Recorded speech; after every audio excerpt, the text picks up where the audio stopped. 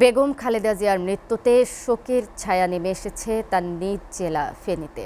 অভিভাবককে হারানোর বেদনায় জেলার সর্বস্তরের মানুষের মাঝে বিরাজ করছে গভীর শোক। জেলার ফুলগাজী উপজেলার দক্ষিণ শ্রীপুর গ্রামের পৈতৃক নিবাস বড় মজুমদার বাড়িতে চলছে কান্নার রোল।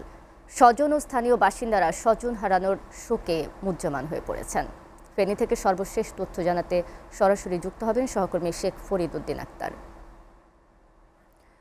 ফরিদ, বেগম খালেদা জিয়া কিন্তু সবগুলো জেলার, তার নিজস্ব যে জেলা আছে ফেনী, সেখানে নিঃসন্দেহে সেখানে যারা আছেন সাধারণ জনতা এবং তার স্বজন, তাদের কষ্ট বেশি হবে।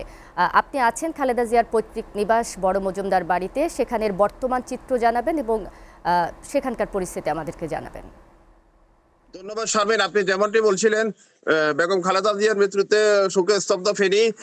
চোখের পানি ঝরছে সদর দলীয় নেতাকর্মীদের এবং সর্বস্তরের নাগরিকদের মাঝে শোকের ছায়া নেমে এসেছে। আমি এই মুহূর্তে আছি ফেনীর ফুলগাজীর সদর ইউনিয়নের শ্রীপুর গ্রামে, যেটি বেগম খালেদা জিয়ার পৈতৃক নিবাস। এই পৈতৃক নিবাসে গতকাল থেকে কোরআন খানের আয়োজন করা হয়েছে। স্থানীয় পার্শ্ববর্তী ইস্কেন্দারিয়া মাদ্রাসায়ও আজকে কোরআন খানের আয়োজন করা হয়েছে। কোরআন খানি এবং মিলাদ মাহফিল দোয়া মুনাজাত করছে স্থানীয় জনসাধারণ ও স্বজনেরা।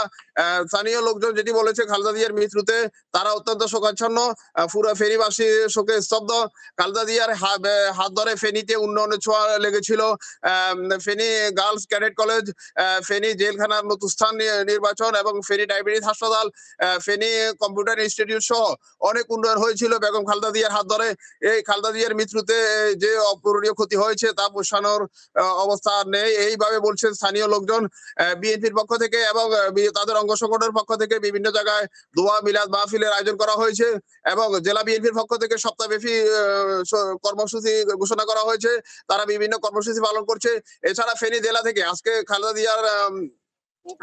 জিয়ার জানাজা অংশগ্রহণের জন্য শত শত লোকজন ঢাকামুখী ছুটছে। এছাড়াও যারা এলাকায় রয়েছেন তারা বিভিন্ন কর্মসূচি পালন করছেন।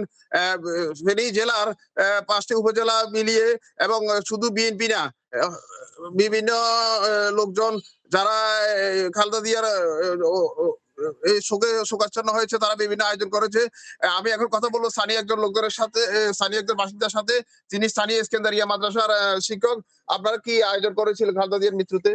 হ্যালো, আমরা এই খালেদা জিয়ার ইন্তেকালে আমরা সবাই শোকাহত হয়েছি এবং আমরা মাদ্রাসা কর্তৃপক্ষ সকল ছাত্রছাত্রীদেরকে নিয়ে আমরা মিলাদের আয়োজন করেছি, দোয়ার আয়োজন করেছি, খতমে কোরআনের আয়োজন করেছি।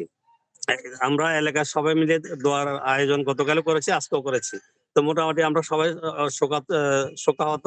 অনেকে আমাদের এখান থেকে ঢাকার উদ্দেশ্যে গতকাল রওনা হয়ে গেছেন, আর কিছু যারা রাতে যাইতে পারে নাই আজকে সকালবেলা তারা ঢাকার উদ্দেশ্যে রওনা করেছেন। এই কারণে আমাদের এলাকা এখন প্রায় জনশূন্য হয়ে গেছেন, সবাই ঢাকার উদ্দেশ্যে চলে গেছেন জানাজা অংশগ্রহণ করার জন্য।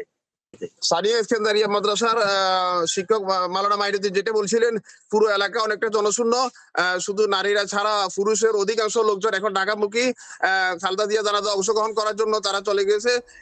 এই মুহূর্তে এই ফেনীর ফুলগাজী সদর ইউনিয়নের শ্রীপুর খালেদা জিয়ার জন্মস্থান থেকে পৈতৃক নিবাস থেকে এই ছিল আমার কাছে সর্বশেষ পরিস্থিতি।